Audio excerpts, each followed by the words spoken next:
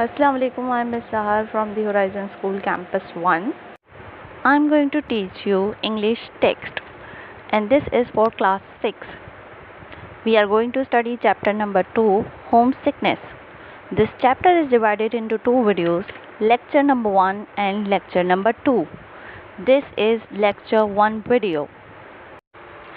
Introduction. In our childhood, we are so attached to our parents, brothers, and sisters that we miss them when we are away from them for a long period of time.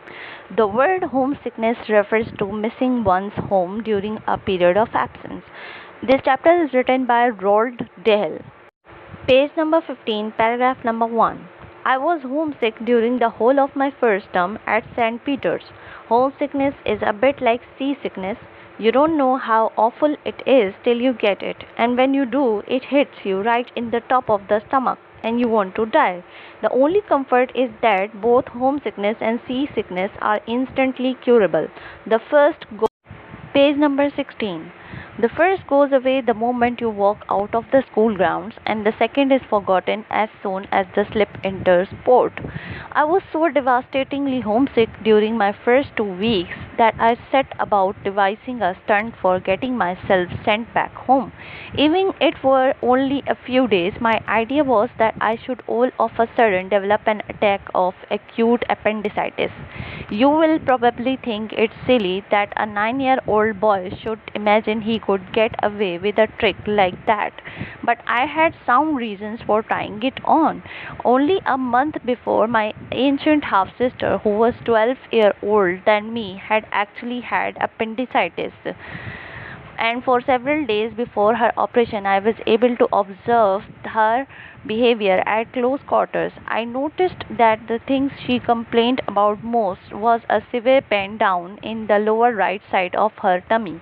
As well as this, she kept being sick and refused to eat and drain a temperature. You might, by the way, be interested to know that this sister had her appendix removed not in a fine hospital operating room full of bright lights and gowned nurses, but on our own nursery table at home by the local doctors and his anesthetist. In those days, it was fairly common practice for a doctor to arrive at your own house with a bag of instruments that drape a sterile sheet over the most convenient table and get on with it. On this occasion, I can remember lurking in the corridor outside the nursery while the operation was going on. My other sister were with me, and we stood there spellbound, listening to the soft medical murmurs coming from behind the locked door and picturing the patient with her stomach sliced open like a lump of beef. We could even smell the sticky fumes over ether filtering through the crack under the door. The next day, we were allowed to inspect the appendix itself in a glass bottle. It was a longish, black, wormy looking thing, and I said, "Do I have one of those inside me, Nanny?" "Everybody has one," Nanny answered. "What's it for?" I asked for her. "God works in his mysterious ways," she said, which was her stock reply whenever she didn't know the answer. Page number 17. "What makes it go bad?" I asked her. "Toothbrush bristles," she answered, this time with no hesitation at all. "Toothbrush bristles?" I cried. "How can toothbrush bristles make your appendix go bad?" Nanny, who in my eyes was filled with more wisdom and Solomon, replied, "Whenever a bristles come out of your toothbrush and you swallow it, it sticks in your appendix and turns it rotten. In the war," she went on, "the German spies used to sneak box loads of loose bristles toothbrush into our shops, and millions of our soldiers got appendicitis." "Honestly, Nanny," I cried, "is that honestly true?"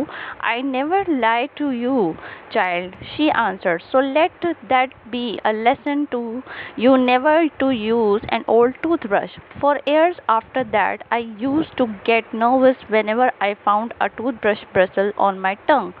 As I went upstairs and knocked on the brown door after breakfast, I didn't even feel frightened of the matron Come in, boomed the voice. I entered the room, clutching my stomach on the right-hand side and staggering pathetically.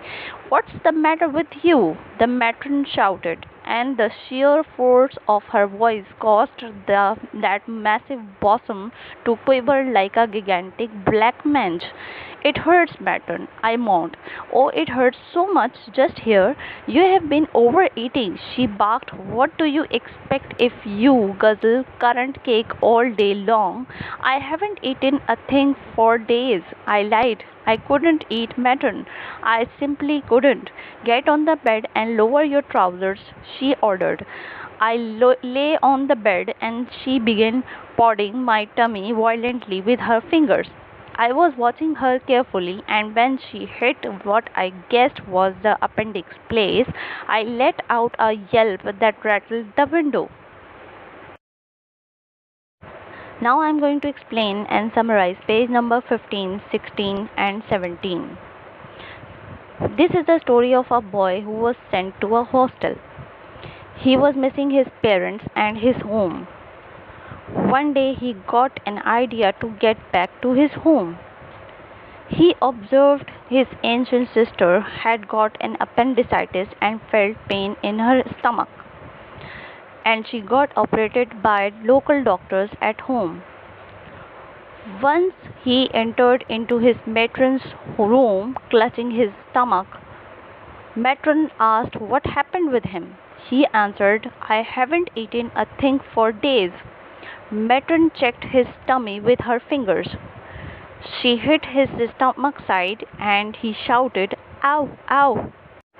This is your home task. Search and write meanings of the following words. Number 1, devastatingly. Number 2, ancient. Number 3, anesthetist. Number 4, sterile. Number 5, lurking. Number 6, spellbound. Number 7, bristles. Number 8, Solomon. Number 9, blank mange. Number 10, guzzle. Reminder, this home task will be solved on a loose sheet and it will be submitted in the school after vacations.